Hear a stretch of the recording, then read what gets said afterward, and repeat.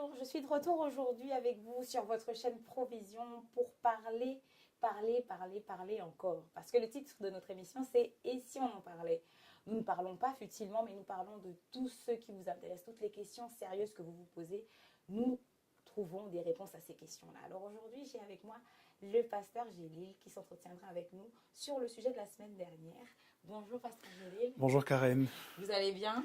Par la grâce, ça va. Merci. C'est ma joie de vous avoir avec moi aujourd'hui. Le plaisir est partagé, la joie est partagée également. Alors, je vais voir si nos téléspectateurs ont bien étudié leur leçon, mais ce n'est pas la peine parce que le thème du sujet qu'on aborde aujourd'hui est mentionné juste là en bas. On parle de destinée aujourd'hui. Alors, la semaine dernière, nous parlions de destin, mais nous étions en train de parler d'un point spécifique qui était de savoir quels étaient les couloirs sur lesquels on pouvait s'élancer pour accomplir son destin. J'apprécie la façon dont nous avons mené nos émissions au sujet du destin parce que nous avons choisi d'aller du plus large au plus resserré. On a montré que tout le monde sur la terre avait une destinée et aujourd'hui on est en train vraiment de travailler sur les chrétiens en particulier. Comment est-ce qu'ils doivent penser leur destin? Et l'une des questions qui revient souvent pour les chrétiens, c'est on a beaucoup d'activités professionnelles, on a des activités au niveau de nos loisirs, on a aussi des activités au niveau de l'Église. Servir Dieu, qu'est-ce que ça veut dire? Est-ce que ça veut dire que je dois arrêter mon travail pour venir à l'église tout le temps? C'est la question que beaucoup se posent. Est-ce que je dois arrêter mes études pour être là tous les jours à l'église? Et la réponse à ce type de question, c'est de clarifier la question sur les trois couloirs du chrétien. Au sujet du destin, il y a trois couloirs. On a montré qu'il y a le couloir du sacrificateur, le couloir du roi et le couloir du roi sacrificateur. Et j'ai montré la semaine dernière que le mot sacrificateur est issu de l'Ancienne Alliance. Et en fait, pour parler le plus simplement possible, il fait référence à toutes ces personnes que Dieu a choisies pour que leur activité soit exclusivement tournée sur un usage dans le temple. Il est vrai qu'il y a des gens dont la vie doit tourner autour de l'Église. Ils doivent être à l'Église tout le temps. Toutes leurs capacités, toutes leurs facultés, tous leurs talents doivent être orientés spécifiquement vers l'Église. J'ai parlé des pasteurs, prophètes, apôtres, docteurs, en fait les 5 ministères, qui sont un exemple de ce dont je suis en train de parler, de la sacrificature, mais pas que, parce qu'on avait les sacrificateurs, mais il y avait aussi tout le peuple des Lévites. Et les Lévites avaient pour obligation de ne rien posséder en dehors du temple, en dehors de leur service. Dieu disait, je serai moi-même votre héritage. Vous n'aurez pas de maison, vous n'aurez pas de champ, vous n'aurez pas d'autres activités. Je souhaite que vous soyez uniquement tournés vers mon service. Et il y a des Lévites aujourd'hui, il y a des chantres qui peuvent être à plein temps, dont le travail, quand ils se lèvent le matin, doit être de déterminer comment on va organiser la louange, quel chant je peux composer pour telle partie du culte, ainsi de suite. Leur travail, c'est d'être exclusivement tourné vers la maison de Dieu. Ça, ce sont les sacrificateurs. C'est justement ce que j'allais vous demander. J'allais vous demander, en fait, si pour parler de sacrificateurs, il s'agit exclusivement des 5 ministères, mais non, vous avez apporté une Non, réponse à ce que je effectivement, me demandais. j'ai entendu parler de ministères, Karen, qui n'auraient pas du tout eu l'impact qu'ils ont eu s'ils n'avaient pas à leur côté des assistants efficaces.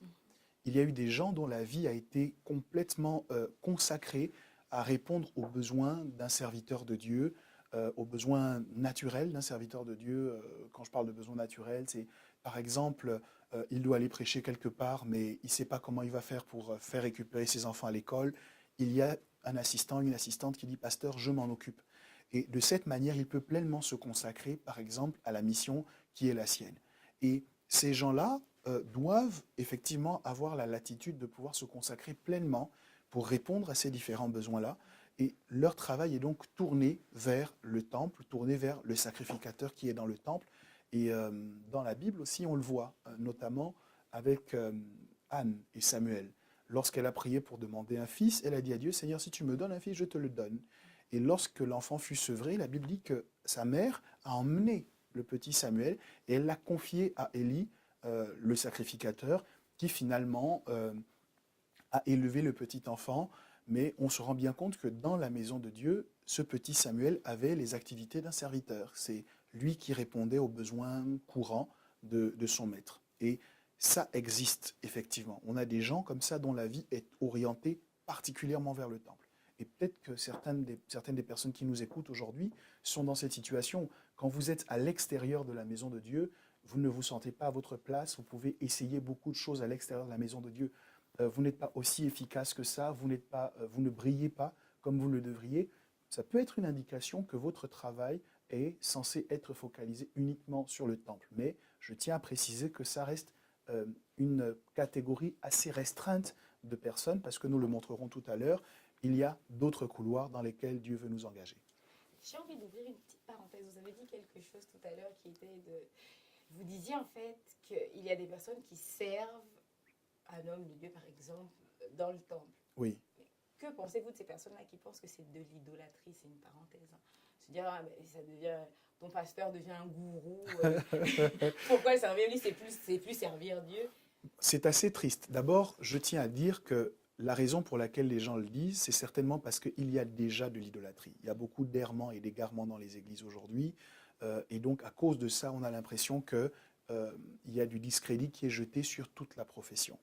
Mais il faut réussir à remettre les choses dans leur contexte de façon totalement objective ou dépassionnée pour montrer, par exemple, que l'idolâtrie, c'est quoi? L'idolâtrie, c'est d'indiquer que quelqu'un prend la place de Dieu dans notre cœur. Ça veut dire que quand on prie, c'est cet homme-là ou cette femme-là que l'on prie. Quand on adore, c'est cette personne-là qu'on adore. Moi, j'ai rarement entendu des gens prier pour dire c'est au nom du pasteur tel que j'ai fait cette prière. Donc, je crois qu'il y a aussi beaucoup d'excès dans tout ce qu'on met dans l'idolâtrie. Il y a une différence entre l'idolâtrie et le respect.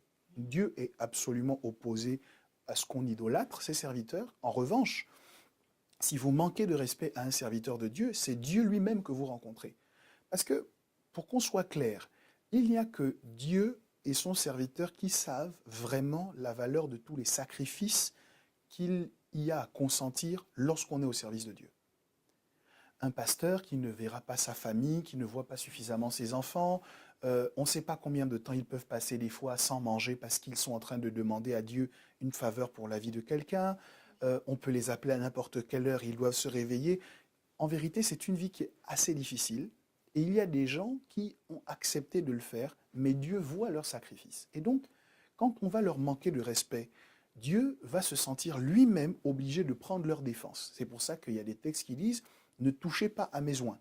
Je me souviens de cette histoire où des gens sont envoyés par le roi Akab pour arrêter Élie. Élie est sur une montagne et ils arrivent, ils sont environ 50 personnes et ils disent « Homme de Dieu, descends, le roi veut te parler ». La façon dont il parlait, dont il s'exprimait, indiquait qu'il n'avait aucun respect pour Élie. Élie dit, si je suis homme de Dieu, que le feu descende du ciel et te consume, toi et tes 50 hommes. Cette chose s'est passée à 2 reprises. Donc il y a 100 personnes qui ont péri ce jour-là, consumées par le feu, parce qu'ils se sont mal exprimés en parlant à un homme de Dieu. Et il y en a un autre qui est arrivé par la suite, il a dit, homme de Dieu, aie égard à ma vie et à celle de ceux qui me suivent. Et Élie s'est exécuté. Donc, Dieu est contre l'idolâtrie. Nous devons dénoncer l'idolâtrie avec la plus grande fermeté. En revanche, il est totalement justifié d'avoir du respect pour un pasteur, d'avoir de l'amour pour un pasteur, de se demander comment on peut faire pour leur faciliter la tâche. Dieu dit d'ailleurs que nous devons veiller à ce qu'ils ne nous servent pas ou qu'ils ne travaillent pas à notre bien en gémissant, parce qu'en le faisant, ce serait pour nous un malheur, une malédiction, ça ne nous serait d'aucun avantage. Et donc, c'est comme ça que les choses doivent fonctionner. On peut être emmené à servir quelqu'un et c'est totalement justifié. Moi, je me rends compte aujourd'hui qu'il y a des ministres de la République qui ne vont pas faire eux-mêmes un certain nombre de courses parce qu'on considère qu'ils sont occupés à faire autre chose. On serait surpris de croiser dans un centre commercial un président de la République. Pour quelle raison? Parce que la fonction fait qu'il y a des choses qu'il n'est pas censé faire. On considère qu'il est trop occupé ou il est occupé à faire autre chose. En ce qui concerne un pasteur, il ne dépend pas de la République. C'est un ministre de l'Évangile. Son Seigneur, son Maître, c'est le Dieu qui a créé les cieux et la terre. Il est donc normal que l'on essaie de s'organiser pour qu'il puisse se consacrer pleinement à son travail qui consiste à prier, à méditer la parole pour pouvoir enseigner les personnes qui sont sous sa responsabilité. Servir un homme de Dieu, ça peut aussi être pour Dieu un moyen qu'il utilise pour propulser le serviteur de l'homme de Dieu dans sa destinée. Oui, et on a plusieurs exemples bibliques. Élisée, aujourd'hui, est connu comme un grand prophète, notamment celui qui a fait 2 fois plus de miracles qu'Élie. En revanche, lorsqu'on regarde un petit peu plus la description des activités régulières d'Élisée, on dit qu'Élisée était celui qui versait de l'eau sur les mains d'Élie. Ça veut dire que lorsqu'Élie était fatigué, il sortait, il finissait la journée pour se laver les mains avant de manger, c'est Élisée qui venait et qui versait de l'eau sur ses mains. Donc il se comportait vraiment comme un serviteur. Et c'est en étant au service d'Élie, qu'Élie a eu la possibilité de lui permettre de recevoir ce qu'il demandait, c'est-à-dire le double de l'esprit qui était sur lui.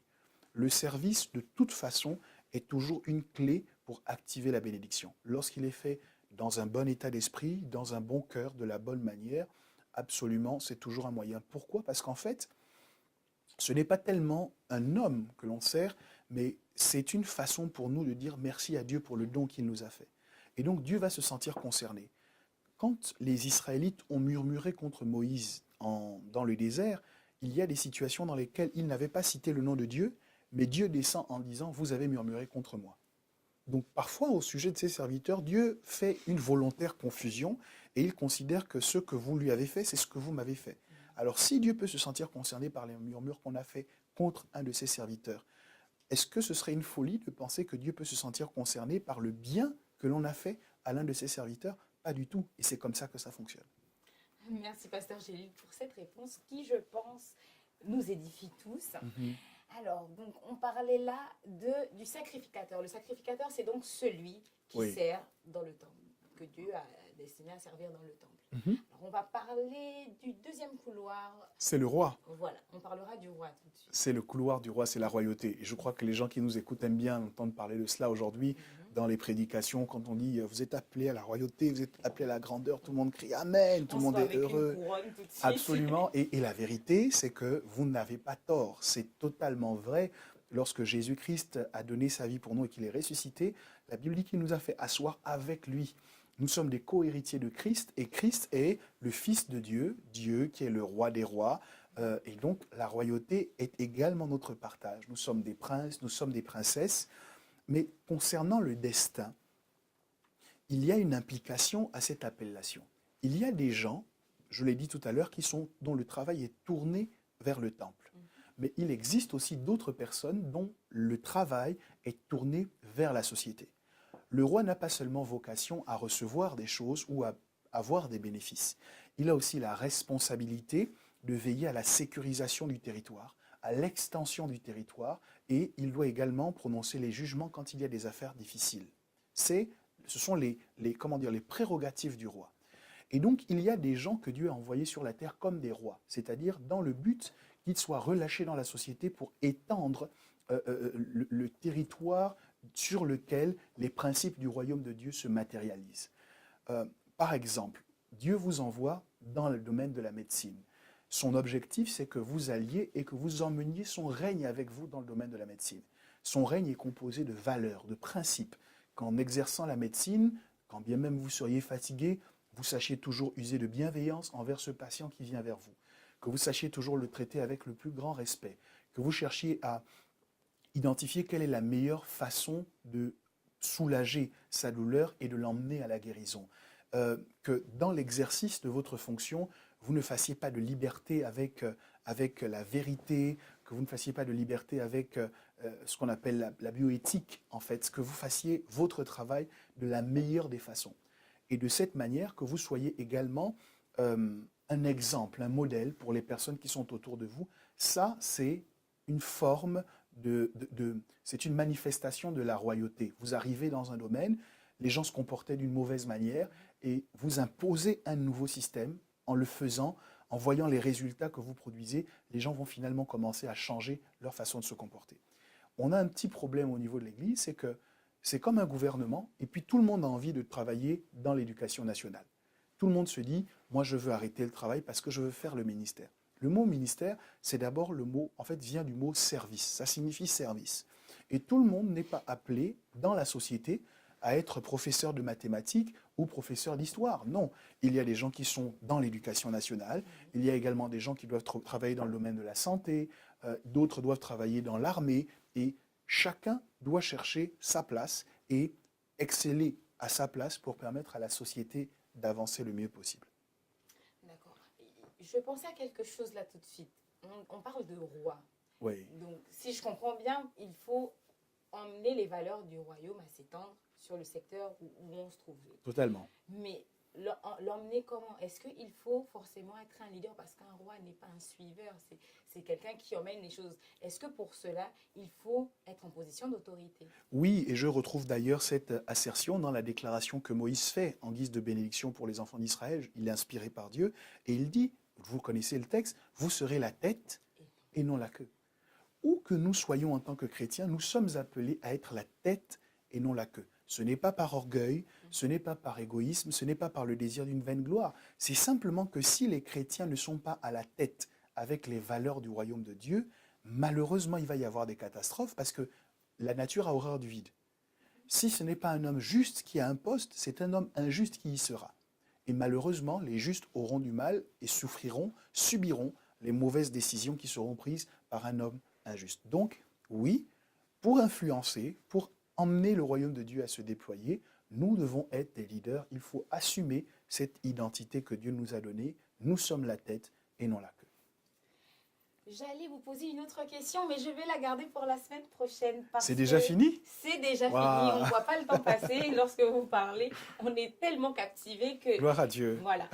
Alors, j'ai besoin de vous. Je lance un appel aujourd'hui parce que vous vous posez certainement des questions et on n'est pas avec vous pour savoir ce dont vous avez besoin. Alors, pour répondre à votre besoin, il y a une adresse mail qui a été créée spécialement pour vous. Si vous vous posez des questions sur des thèmes divers et variés, l'occasion vous est donnée de nous envoyer vos questions ou les suggestions de thèmes que vous avez. Alors, pour cela, il faudra nous écrire à contact.provisiontv@gmail.com. Vous pourrez retrouver l'adresse là juste en dessous. Il y a une barre qui va s'afficher et vous pourrez noter l'adresse et nous écrire. Et si on en parlait, c'est fini pour aujourd'hui, mais je me réjouis d'avance car on se retrouve la semaine prochaine. Alors à bientôt.